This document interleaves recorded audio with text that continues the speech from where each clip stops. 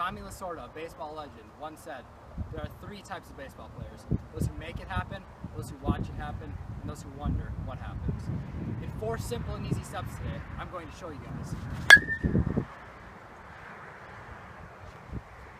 how to become a baseball superstar. Today I'll be showing you how to make yourself a baseball superstar. The first step to becoming a baseball superstar is you gotta look like a baseball player. Now, that doesn't just entail carrying around a glove and a bat. You actually have to look like a baseball player. You gotta get a uniform on. So, now as you can see, I got my baseball uniform on. Nice jersey, some clean white baseball pants, no stripe down the side, and some nice cleats. And of course, you know, to be a baseball player, you gotta have the sunflower seeds in your back pocket. Step 2 to becoming a baseball superstar is you have to understand the game of baseball. I mean, obviously, you can't just show up to a baseball game looking like this if you don't know how many innings there are, how many outs there are per inning, or anything like that. So the first thing you gotta know about baseball is there are 9 innings.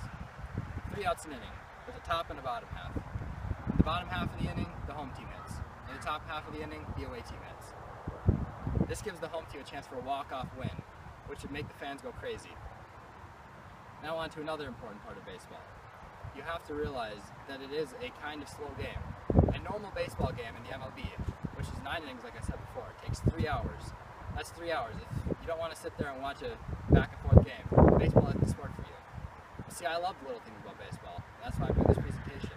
Step 3 to becoming a baseball superstar is you have to understand the slang terms in baseball. You can't just show up to a baseball game and hear the announcer say a term such as dinger and not know what it means and expect to know the sport of baseball well. So today I'm going to show you what a dinger is for one of the many slang terms in baseball. So a dinger is hitting the ball over the fence. Pretty self-explanatory. Here, I'll show you right now.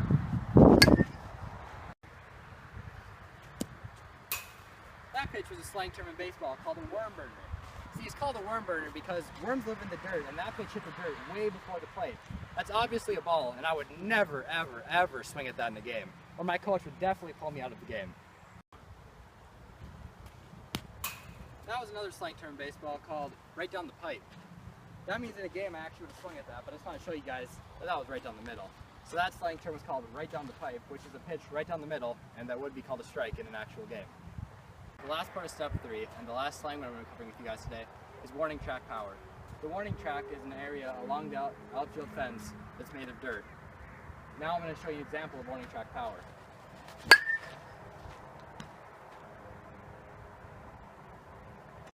The last and final, step number 4 of how to become a baseball superstar, is you gotta know how to pimp a bat flip. Of course, if you guys didn't know, a bat flip is something you do after you rip a dinger, like I showed you in the last step. So here you go. Here's my favorite bat flip, which is called the dab bat flip. So of course you hit the dinger, and after you go, and then trot around the bases. The second bat flip I'm gonna teach you guys is less of a bat flip, more just a disrespectful gesture. Of course, after you hit a dinger, no one's really going to care what you do with your bat because everyone's going to be focusing on how far you just crank that dinger. So here, I'm going to show it to you guys right now. You're going to rip the dinger, and you're just going to sit there and balance the bat on the plate and run to first. The third bat flip I'm going to teach you guys is the one that you want to do if you're going to want to start a bench clearing brawl. If you feel like your team can physically take the other team, which doesn't happen much in baseball, but it definitely has happened before. So the pitcher's going to throw you a pitch, and of course, you're going to crank the dinger. Like, that pitch is so far gone, you're going to stare at him the entire time. The entire time you're going to the first base line. You're just going to toss your bat at him. Let's see how he feels about that. If he doesn't like it, this will happen. Oh my God! After all these 4 simple and easy steps, I hope I've showed you how you can make it happen. Of course, I hope you realize it's going to take you longer than just overnight to become a baseball superstar like myself.